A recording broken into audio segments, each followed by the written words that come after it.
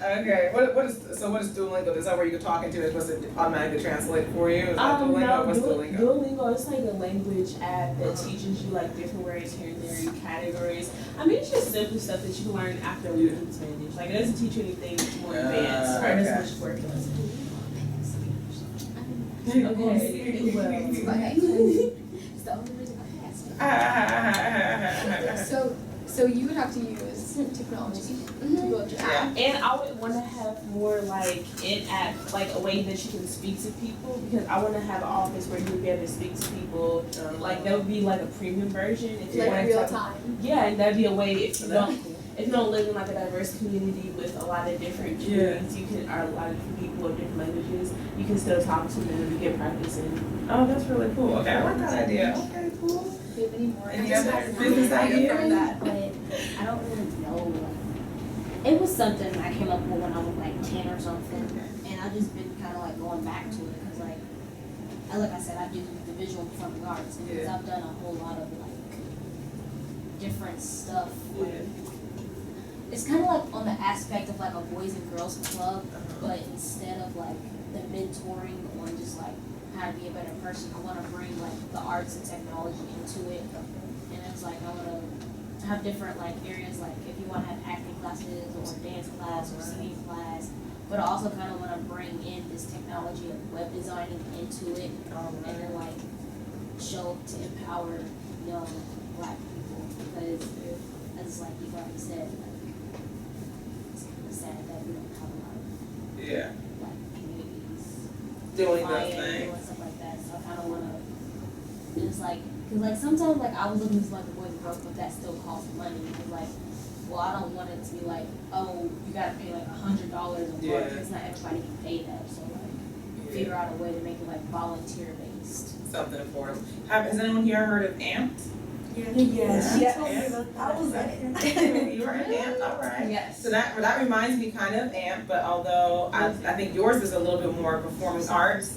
And I think so. AMP does the recording studios. They have this, but they don't have like a dance studio in AMP or some of those other performers. They have like a stage in AMP, you know. So I like the idea of doing almost a version of AMP, you know, something like that. She said Duolingo is good, but there's something she'd add to it. AMP is good, but you would almost maybe do more. So he would do more towards the performing arts in terms of, you know, making sure there's a studio. If somebody wants to do dance classes, a stage for theater, you know, different things like that.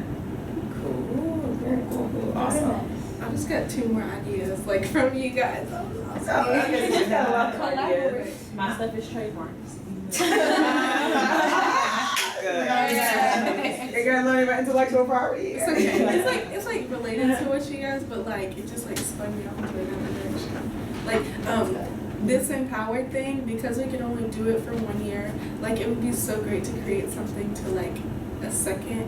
Oh yeah, that'd be good. When you move on from this stage, like to create that. And then also from what you said, I was thinking that it would be super cool if there was something to where you can get like a pen pal from another country, and then you can like, I feel like it would be really cool to like work together and talk about like things that are going on. But then there's also like problems with that, like because, you know, certain people get really like paranoid about speaking between countries. Yeah. The international fees, I can tell you about that. Go charge me $85 for a call. Yeah, that might be a bit much. Okay, so what am I doing? How am I doing? What time is it? 12:25. 12:25. Oh man. Okay, let's do something really quick before, as the last thing before I leave. So let's do a little mini pitch competition. So you kind ladies that have volunteered, so we have one. What's your name again? Alicia, yes. And then your name again? Jamia. Okay, then your name again? Lily, okay. So we're gonna do mini, it's gonna be really quick.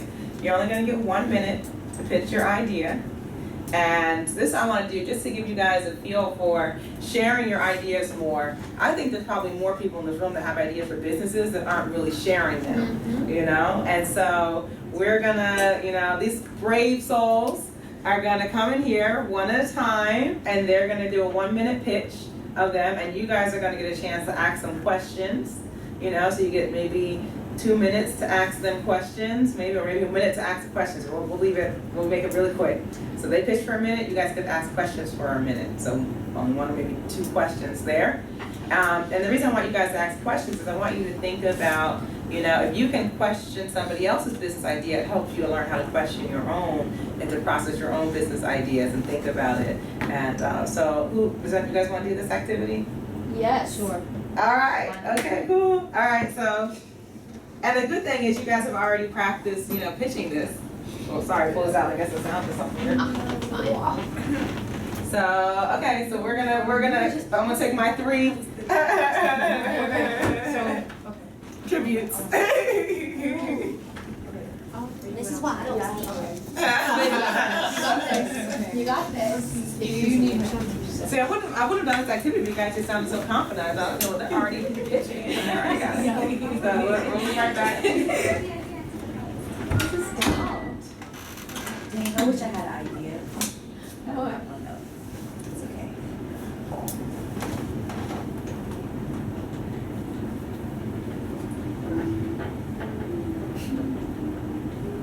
I started seeing that too. That's so funny. yeah. Sorry. What? She said she was waiting for it.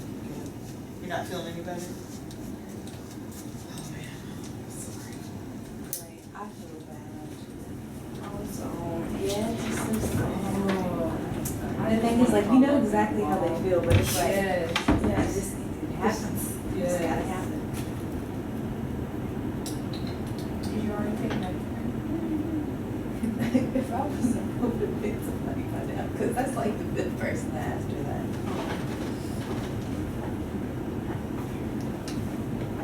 That's what I like. What do you guys think of all the speakers so far?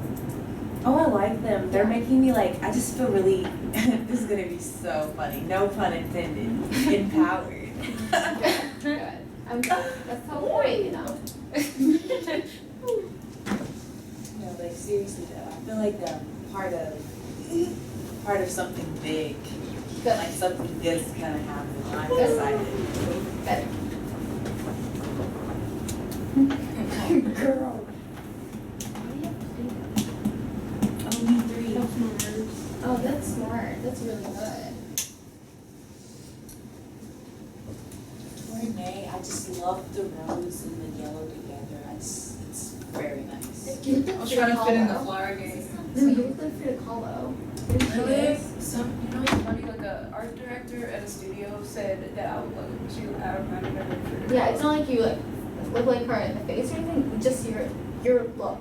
Yeah, you, like, you know what I mean? I always Your wear body. flowers, and she was like, yeah. Pretty cool. So, if I start hearing that, Where you go? get a snack. Oh, Yeah. go. Yeah.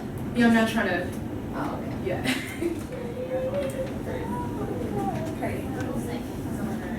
Hello, everyone. Oh, You guys wow. can watch her pitch if you want to, yeah. All right, we have, How are you guys doing today? okay, wait a minute, I'm gonna give you, I have to time you. Remember, it's only 1 minute, Okay. so I'll give you a signal when your minute is up. So really want to start is like on. It's so crazy. It's like, Okay. Oh, well, that's, okay. sorry.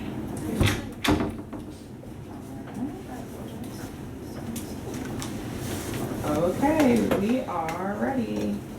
Okay, hi guys, my name is Alicia and I'm selling a program called Singitry. And I want to sell this program to schools because a lot of time in schools, as you guys probably know, the writing, the English department, and the performing arts department aren't combined. They don't have collaboration. So I want to sell this to schools so they can come together and they can combine poetry and they can combine singing and all of those things. And then once the students get into the program, then once they graduate, they're able to have that platform to go forward and maybe make a career in performing and writing and, you know, explore bringing those 2 things together. And what makes you uniquely qualified? And I think I'm uniquely qualified for this because singing and poetry are specifically things that I really love to do. And from experience, I can tell that they really impact people. So So I think it's really important to have those things. And it's really important to have collaboration between different subjects in school. Awesome, cool. Yay, that was really good. We're under everything. Okay, so does anyone, oh, she has to stand back up there. We have maybe one shark question. You're going to invest in her company. What are some things you would want to know? What age groups would this be? This is for high school students. High school students. That's nice. Wait, can I ask a question? Yes. Yeah. How much is this gonna cost? I'm thinking that it's going to be, I feel like it should be like $500 just for each school. I don't want to make it too expensive, but basically I think the more people want it, maybe then the price will go up more just to start out, because I don't want to make it like impossible for people to attend, especially schools that don't have a lot of money. So I'm going to start it out at $500. Would you have outside instructors go into the school, like instructors like that you found and hired, or? Yeah, I was thinking, especially here in Louisville, there's some people, there's a group called Young Poets of Louisville. There's a lot of people that perform like at the shows, the different cultural festivals. So I was thinking of recruiting those people, and then basically I would start out getting a donation of money so I could start paying those people, and then we could just get the business up and running. Hopefully maybe we'll start with volunteers, and then those people will get paid like once we start making actual profit. And I'm thinking to recruit those people because they have like personal experience with those things. Ooh, awesome. All right, that was good. Okay. Good job. Okay, so I'm randomly picking next, unless we have someone who's dying to go next. Okay, there we go. We got them all there. All right. Okay. You guys are so much easier than like the adult participants I usually do this exercise with.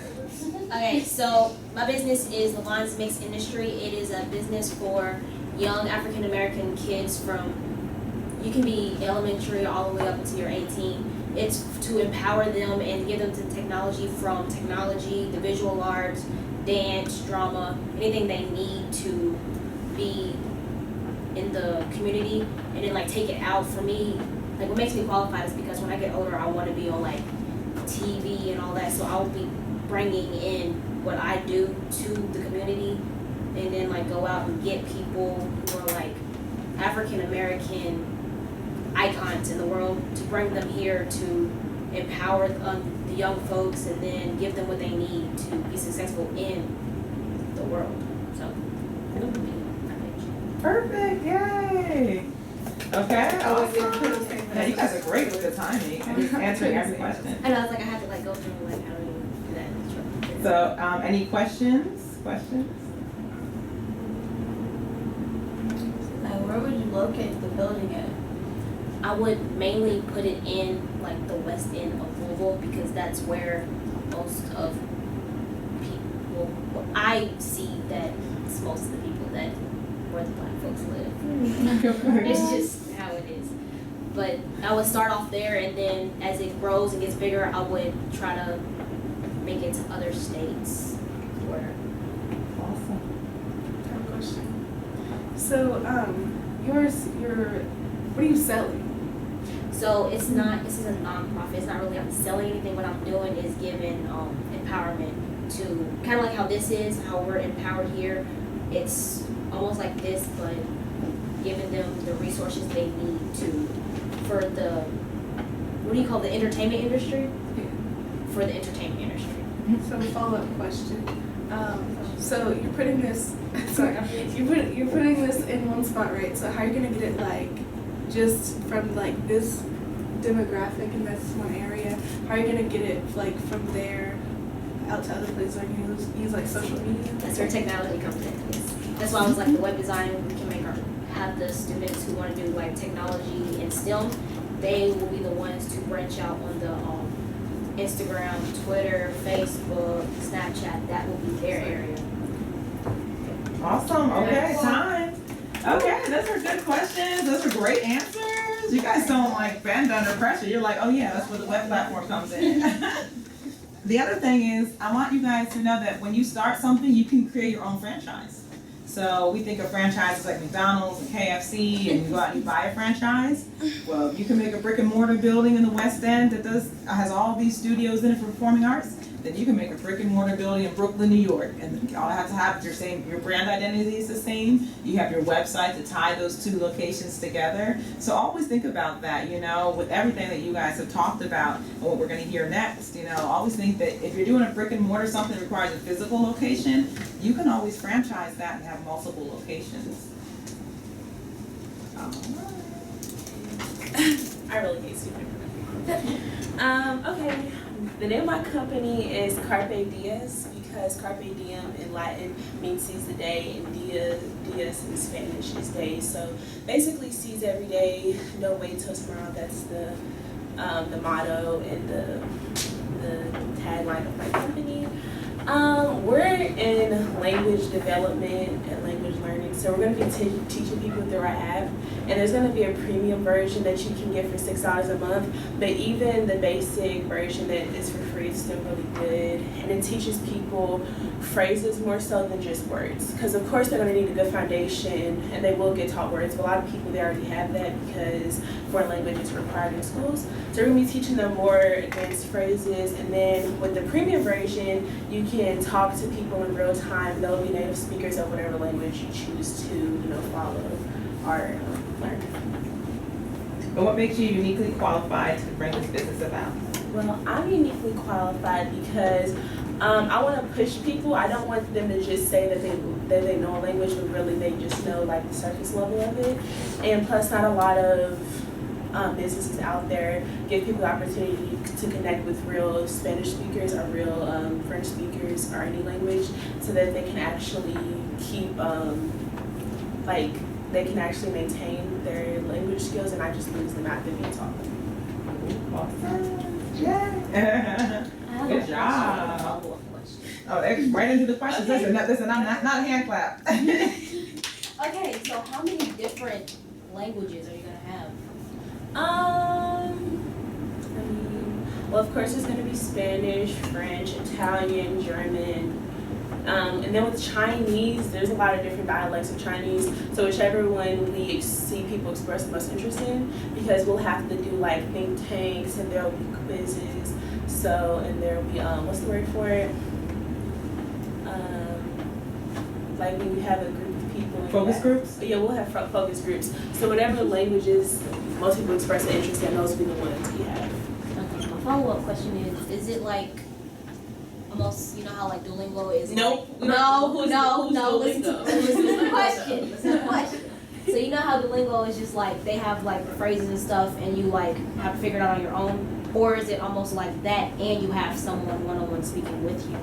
No, so the one-on-one speaking thing, that's more so, that's how you practice. So if people don't already know, first they'll get taught, if they don't already know the words, they'll get taught the basic words that they need to know for a lesson. There's gonna be like different categories and different lessons. And so there'll be like a quick video and then an interactive game. And once they feel like they've mastered that, they can then upgrade to the premium and have conversations in real time.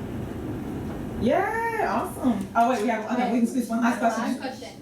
What's the incentive for the native speakers to even become a part of the platform? Like, why would they get involved? Well, one, they'd be getting paid, and two, because we want to give, especially in developing countries, if we can have that. I mean, of course, there's a lot of people who are bilingual in here, like in America. But if we can get bilingual people in different countries, that'd be providing an industry for them. And also, I feel like a lot of people want to help educate and decrease the ignorance that a lot of Americans have about foreign cultures and foreign countries. So that's a plus. Awesome, yeah. That was Thank like you. a hard Oh, question. we got another, we can squeeze another one in. Okay, so do you have like a specific target demographic?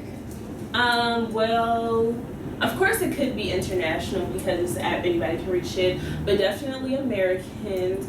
I want it to be people who've like already graduated college, because that's where a lot of people struggle with foreign language, because in high school, sometimes even middle school and in college, you get taught, you know, different courses in foreign language, but after that, a lot of people lose their connection with the language because they stop practicing. So hopefully the premium version, a lot of people will use that. Cool, all right. These are great pitches. Thanks. I need you to get them together so I can So, Angelique, maybe you give me Yes, their I'm email with you. addresses, and then I'll provide some Amazon gift cards for you ladies that pitched. You know, y'all just did a wonderful job. Thank you so Okay, much. so look for out your email for that. If you don't get it, let her know, then she'll let me I know. really appreciate We have Yeah. some it. Your girl can extra. I'll be right back. I need you to I'll give be me right because back. I'm taking Spanish too. So I'm excited. Now, what are the age groups here? What are the 17 basically too. I'm 16, so 16, Well, I'll be 17? Anybody, any 15-year-olds? No. Oh, you have to be You have to 16. Oh, you have to be 16, okay. Any 18-year-olds? Okay, well. On my all right, way you go to next college. month. I know like Goodbye, 17. I got like what? I'm so excited to be working with engineers. Yeah, I'm excited to see you guys on the Yeah. 30th. Yeah. And I think Rachel will probably reach out before then. What's the 30th? It's that day when we're going to be able to meet those three companies that we'll be building websites for. Yeah. Okay, thank you. Thank you. All right. That's nice to see We'll you. see you guys. Bye. You gonna be the one to help me get my grade. Hopefully. You can Wait, did you take Spanish at first grade? What did you have? I had Roman freshman year. He was so crazy. he was His story. so misogynistic. Like there's a ghost in his house. Yes. What? Yes. Roman is a He ghost. said he had a ghost in his house and he has like 3 houses. Roman is crazy. Which house is he talking? Maybe he's the. They lost their phone. The phone. And then now I have Miss Lopez. I think this is Nori's. That's what I think it's Nori. No, this is Nori's. This is Anju's. This is Anju's. Yeah, Mr. Roman, he is crazy. And then he's like, I got like 50 girlfriends. What? Oh, that's Fifty girlfriends.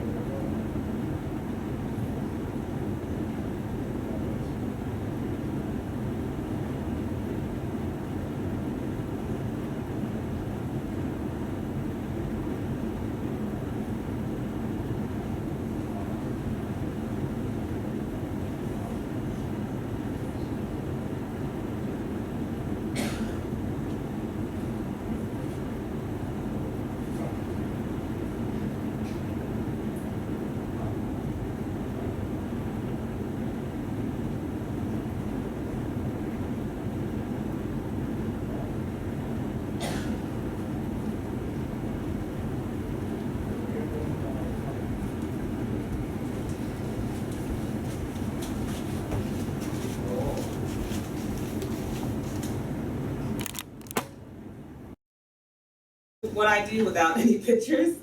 So let me find the right one down. All right.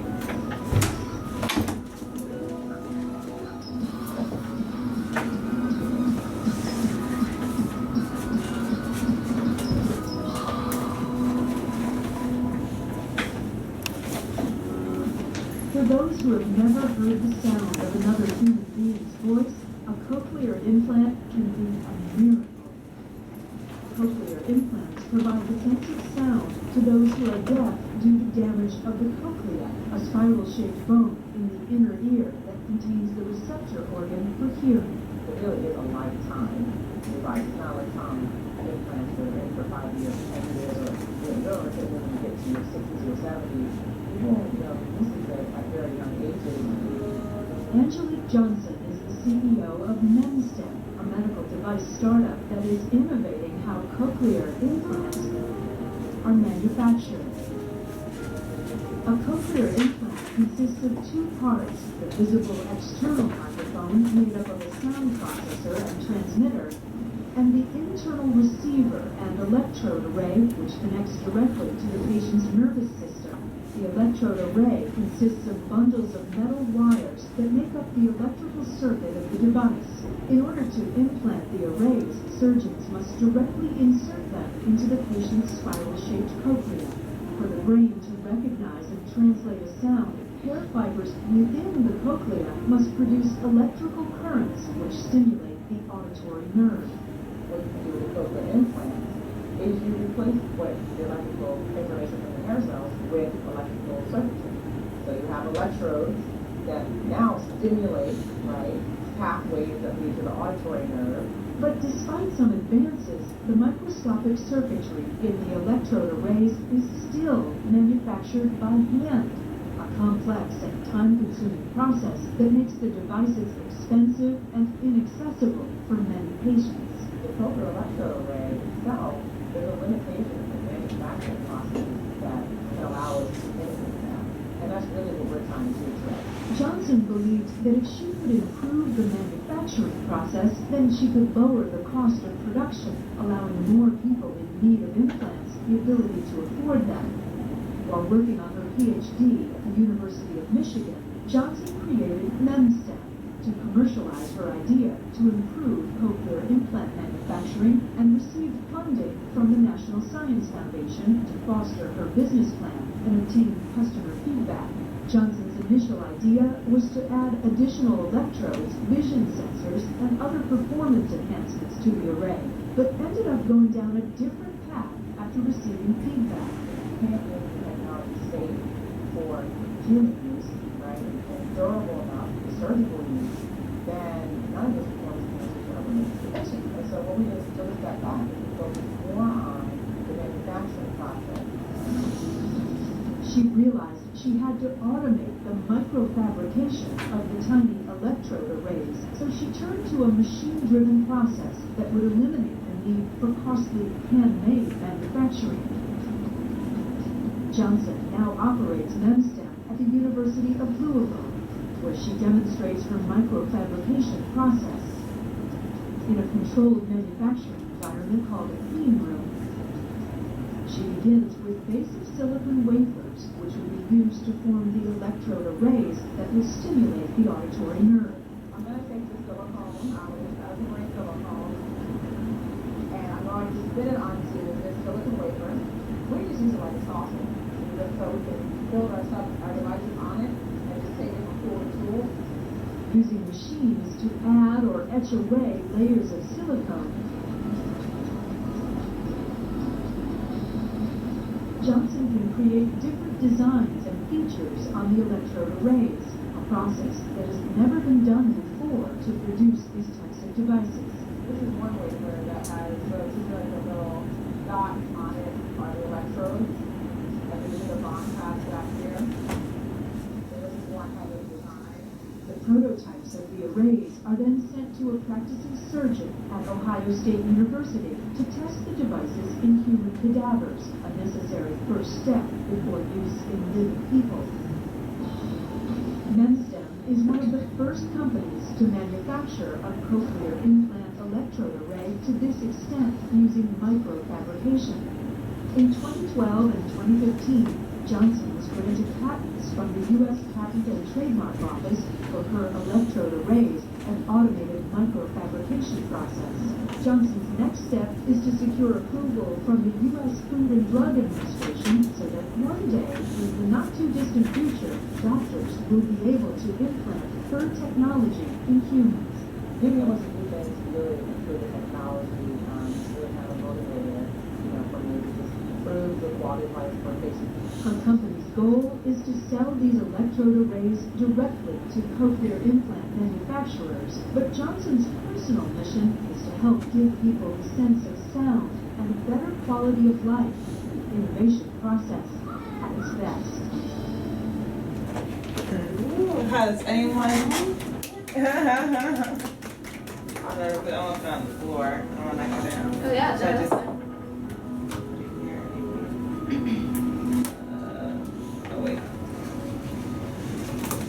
think got it.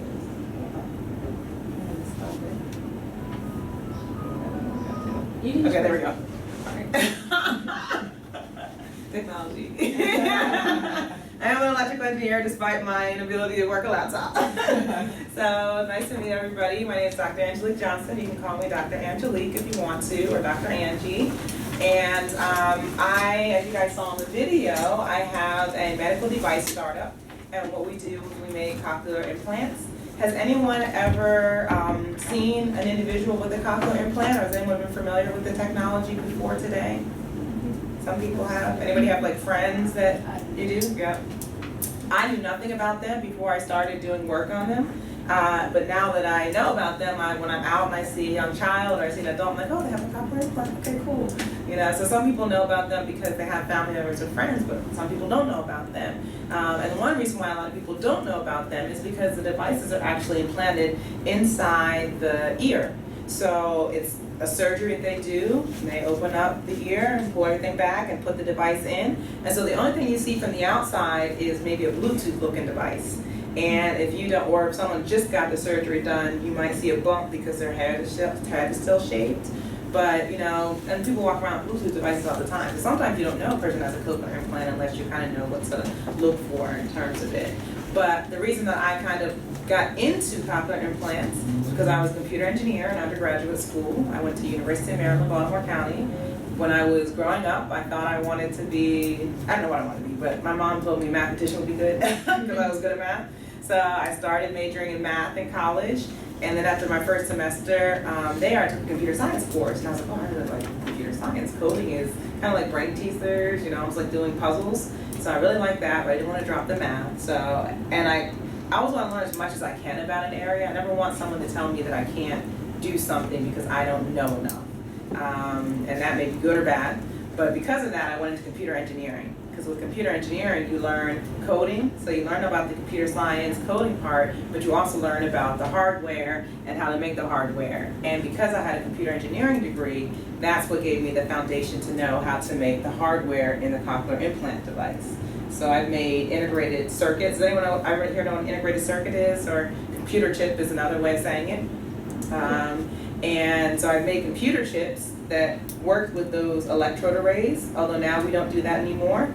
And then the electrode array itself, although it's not like a computer chip, it doesn't have a lot of logic to it, can't do anything with it in terms of sending signals, you know, recording stuff, but you can actually stimulate. So it's, in a way, it's another kind of a circuit. So we call them electrode lead circuits, but they're not the traditional kind of computer circuit thing that we do. And I started the company when I was still a graduate student. I was getting my PhD at the University of Michigan. I was not planning to be an entrepreneur at all. I just planning to work for somebody else. I was not planning to work in research for the rest of my life either. But you know, just so happened that, you know, there's an entrepreneurial spirit at University of Michigan when I was a student. And I did some business plan competitions. I did some programs, you know, similar to the ones that I hope you guys will interact with the program we're doing in the city called Visionary and Execution Accelerator, so similar to those accelerator programs. And that gave me the experience and the buzz of like, oh, okay, maybe I do want to do my own company. And so here I am today, still working on it. We're in the research and development phase. So with medical devices, you have to first you have to finalize your product. So if I'm making, you know, a cochlear electrode array, I have to make sure that I finalize my manufacturing process. Then, once I finalize my manufacturing process, and part of that includes testing, then I have to take that device and I have to get all this benchtop data off of it. So I stretch it, you know, because if someone puts a cochlear implant in their ear and they get hit in the head with a soccer ball, you don't want it to damage the device. or if they're swimming, or if they're moving their head, motion, things like that, you don't want it to damage the device. So we do all this testing in the lab to make sure that our devices are durable enough, strong enough to survive in the human body. And then after that, they have to go into clinical trials. And fortunately, as you saw in the pictures, people already use cochlear implants. You have a friend or family member that has a cochlear implant. So people already use the technology, so we don't have to do an extensive clinical trial. But anytime you introduce something in, new, a new manufacturing process into an existing device, then you want to do at least some sort of a clinical trial. And we'll certainly want to generate data to say it's safe, that it's not going to be toxic to the body or anything like that. And then after we get the clinical trials, then we can sell. So medical device startups it's a long time. On average, it's about 10 years from concept to actually being able to put it in a human body. So it's a long time. I'm in year 8, I think. Year 8, yeah. Maybe year 7. I guess I started in 2011, something like that. And so, we're on the road. But along the road to working on MemStim and doing that technology, I realized that I would show up at startup events or tech events, and I was the only African American female that was there.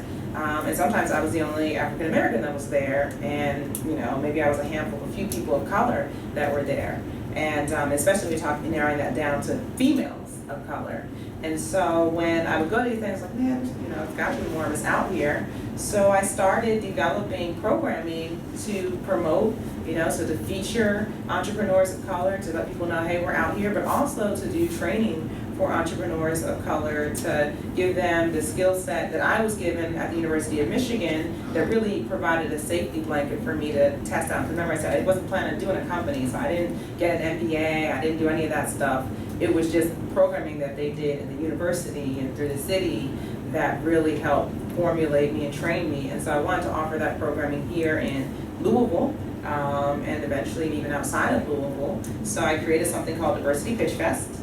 And we now have renamed it though to Visionarium. So as you're writing furiously, I can actually pull up the Visionarium website. And as I understand it, you guys will be helping us out with this, so I thought I would take a moment to at least show you what it's all about. I tried to make a video, but I could not get the video to download on my phone. So Visionarium, Visionarium's Visionarium Execution Accelerator, so V, VEE. I actually named the accelerator for 2 reasons. One, because a lot of times you go through an accelerator. So accelerator is a way to accelerate the growth of a business. So let's say when you guys have a new idea, and you can sit there and work on it in your bedroom, you can talk to your parents, you can go talk to your friends, you can go to other businesses and talk to them, but sometimes it takes a lot of time to do all that networking and figure everything out on your own. Well, accelerator programs are programs where it's usually like a few weeks, so it can be anywhere from 5 to 10 weeks, and you get all these trainers that just come in and they go out and they try and bring in resources for you and they train you, and it's almost like a boot camp. Think of like an exercise boot camp where you're trying to get those pounds off quickly. Well, it's like a business boot camp where you're trying to get that money quickly. So that's what we do with the accelerator. Of course, accelerator, you want to find that word in the dictionary. But so it's kind of a play on excellence. We want to accelerate the excellence process for these businesses. And V is actually my mom's nickname. So I named that after her because she had passed away recently, but we wanted the program to exemplify everything that she stood for. So my mom was a hustler, she was like, you gotta get it done. She was also not afraid to go out there and try new things, learn new things. She had this saying that, it wasn't her own saying, but something she would say all the time, that I may have been born last night, but doesn't mean I didn't stay up all night studying. So that's something I always embody, and that's what we try to embody in our participants, that, hey, you're new to this, but that doesn't mean that you can't study hard, that you can't talk to people, that you can't accelerate your process, and in one night, become a genius in this. And that we kind of wanted to embody the things of her in it. So let me see if I can go down, scroll down. Okay, so it's an 8-week accelerator. We're on the 3rd week of the program, I think. And so we meet every Thursday evening from 6 p.m. to 9 p.m. And I think we're gonna work out the logistics of when you guys will come and join us. I think you guys might join us on the 30th, June 30th. It's a Saturday session. And what we do with the companies is they come in with an idea or a business. Most of them already have businesses that are selling products. A few of them have ideas where they're kind of like me. You know, it's not as easy to just get up and sell. They got to go through some more hurdles before they can get to that selling point. But they've thought about their idea and they've worked on it. And what we do with those companies is we give them branding and marketing strategies. So we form a brand identity. You know, what colors are they going to use? What fonts are they going to use?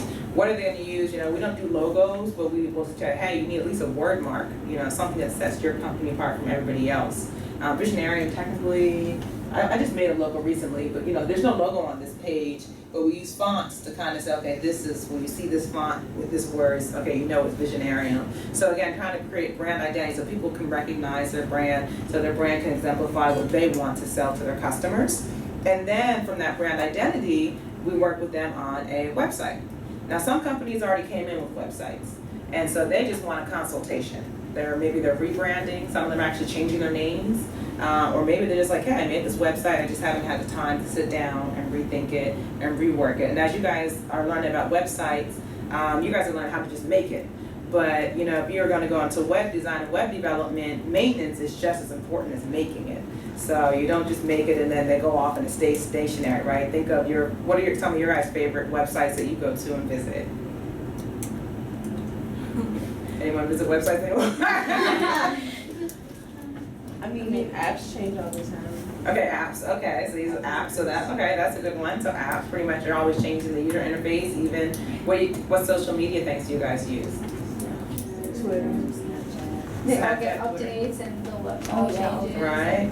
So it's always changing and adapting. So some people have already formed something, but they want to change and adapt it. So we'll do consultations. I believe we have 3 companies, I think, that are starting from scratch and they want a landing page. One's a bakery, and she's trying to refine her, you know, her identity.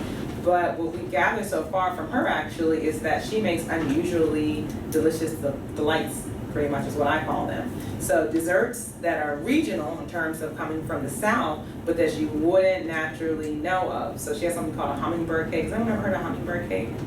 Yeah. I had never had it. Have you?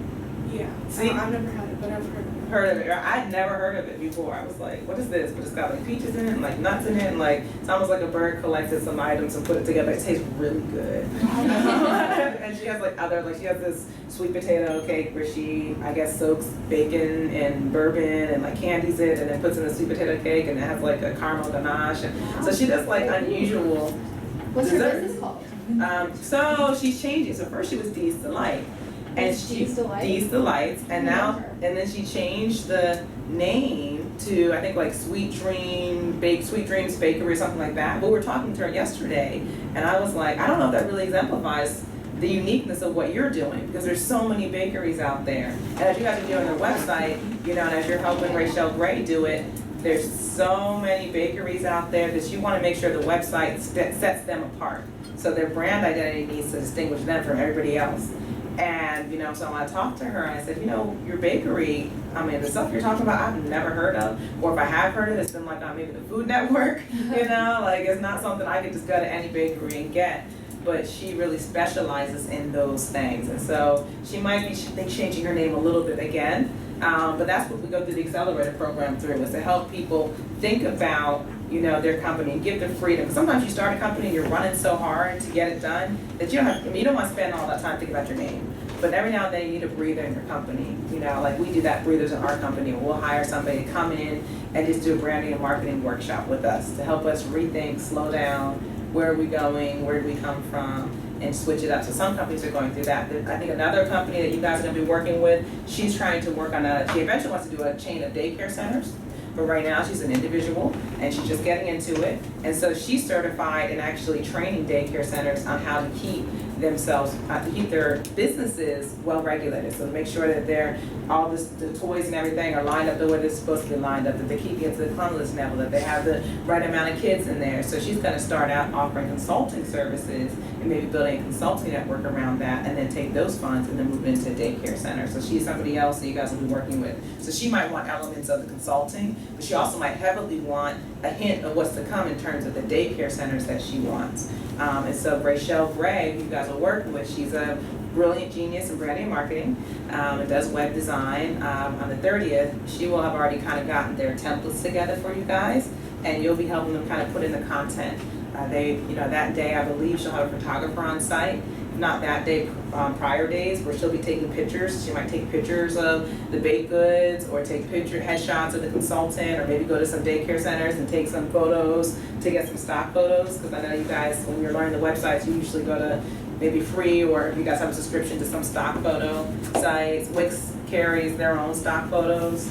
When you're doing a business, those stock photos are good. I use them on my website, some of the Wix stock photos I use, but but my product though still needs to be there, and it can't be, God willing, not a stock photo of my product, otherwise I'm in trouble. So for the businesses, they want a product shot, and then of course they would probably want, their headshot on the website or their story or something like that. And I think the third one is a company called Transitions Inc. And what she's doing is she actually had a mother who suffered from dementia. And when she went out to, try and figure out what do I do, my mother is losing her memory, she's confused, she has a lot of health issues, she felt very lost in the process. So she wants to create an online resource for other caregivers, whether their parents are suffering from dementia, or the loved ones are suffering from dementia, or Alzheimer's, or just any kind of illness where they're trying to navigate, where do I find the resources, like the medical resources, the support resources, how can I connect to other caregivers, other people that are going through the struggle of trying to make money, but at the same time they have to take care of somebody that's homebound perhaps. And so she wants to do a website landing page. Now, she actually is going to need a very involved website, because she wants it to be, a marketplace for vendors that offer services to caregivers. She wants it to have, kind of a message board or social network type action going on, so people can network with each other and support each other. And then she also wants to have resources like blogs and information. So that's so she's kind of on the longer trajectory in terms of the website development. But initially, she could have a landing page, and so they're going to work on building her just a landing page that might feature maybe have a place for her to do a blog, to offer resources. Maybe it might have a message board where people can talk about their vendor supplies, or it might just be, hey, here I am, I'm Transitions. And for her, she's going to need investment in order to carry this off. So a landing page helps her to kind of show an investor, this is the vision of where I want to go, this is who I am, and it's done very professionally so that she can say, hey, don't you want to invest in me? So that's kind of what she's looking for. I think those are the three companies you guys are going to be primarily working with. Well, I don't want to talk your ear off. I do want to learn more about you guys. And so could we go around the table? And I know some people have already told me their name, but kind of say your name and maybe what you think you might be interested in doing when you get older, or doing now. There's no reason to wait till you get older. Okay, so my name is Alicia, and I'm interested in so many things. So it's really hard to choose, but I'm definitely interested in having some type of entrepreneurship, and definitely centered around what we're learning here. Okay, cool. I'm Victoria. I am interested in pharmacy and pharmaceutical research, and recently I discovered that I might want to open up a business where I do a little bit of both together. I'm not sure yet, but cool. My name is Juliana, and I want to do law enforcement. Okay, all right. Yeah. You want to be a police officer? Yeah. You want? Okay, cool. No military? Maybe. You were talking about being a sergeant the other day. Oh, detective. Okay. Okay, cool. Well, let's give Angelique. Oh, you not feeling well today? Okay, let's get to you. Okay. Hope you feel better. I'm Tornay, and I plan on using technology. So I want to do performing arts, and so I'm going to college for that. Okay. And just go to Manhattan. Yeah, I'm going to Manhattan. Oh, nice. Okay. Thank you. What university? It's Manhattan School of Music, and Manhattan it's School in Music? Harlem. Yeah. Okay, cool. So I like making people happy and bringing joy around. So I think part of the performing arts is this partly why that's what I want to do. And I think doing the technology aspect of this program will help me give back to my community more ways than I thought possible. So My name is Julia. I like social studies and I like kinesiology, so either something having to do with languages or sports medicine.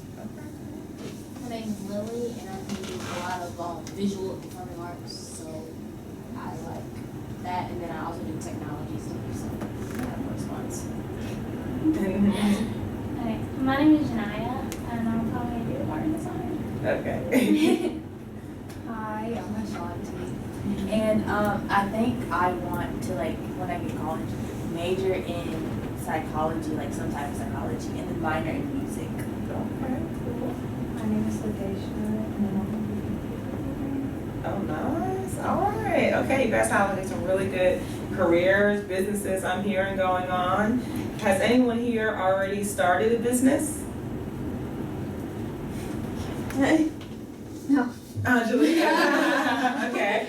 Is anyone here currently in the process of starting a business? So you guys have talked about A lot of thoughts, that's all. Okay, thoughts. It starts with the thought. It starts with the thought. Does anyone that had a thought? Said individual with thoughts, would you like to talk about the business that you were thinking of forming perhaps with those thoughts? Okay. What was I talking about yesterday? The little Singing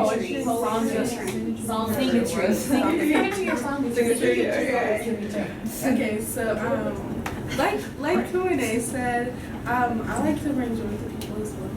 But and then I also I want to create something that gives a platform to people who don't have the opportunity to get their singing and poetry and things out there, and to share it with other people and maybe even potentially end up making a career out of it. So I want to call it singitry because it's singing and poetry, and it's just kind of a word that I kind of made up with my performing, and I want to make a platform for people to be able to do that. I don't know if it would be app or website or what have you. That's just a small idea. Small, okay. And then you guys, I think in this program, you guys make your own website for yourselves, right? Yeah. So that's something readily, right? You could do even by the time the program's over. You could have a site, with some poetry videos on it, some singing on there, maybe some elements of, what you're trying to do. So you're not too far away from starting Symmetry.com. That word reminds me of something. Signature, yeah, that's a new one for me. Were you at Idea Fest? I performed. Are you The just singitry. That's why it sounds familiar. Hey girl. They performed Idea Fest this the past one? Yeah. Were you singing or poetry or combined? I kind of presented a presentation on how art and basically the singing and poetry and things like that, how they kind of, I don't know, how society kind of impacts that, and then basically I talked about myself and how singing and poetry was literally just they make me. I don't know. It feels that's what I'm made of. So I kind of did a presentation on that, and then I also sang and did the poetry. Oh, that's cool. She's one of our therapy That's cool. Yay. So we had another business idea come up yesterday. Okay. I really like learning new languages, even though I'm kind of bad at Spanish, but I'm still learning. But I really like languages because I feel like language barriers, there's so much more, I feel like we make it up in our head because even though there is a language barrier, if we just put in more of an effort, we can definitely connect to people from different countries. So teaching people how to speak different languages and really find people as well. And basically make a Duolingo, an app. Okay. But it's better because Duolingo sucks. And it's never helped me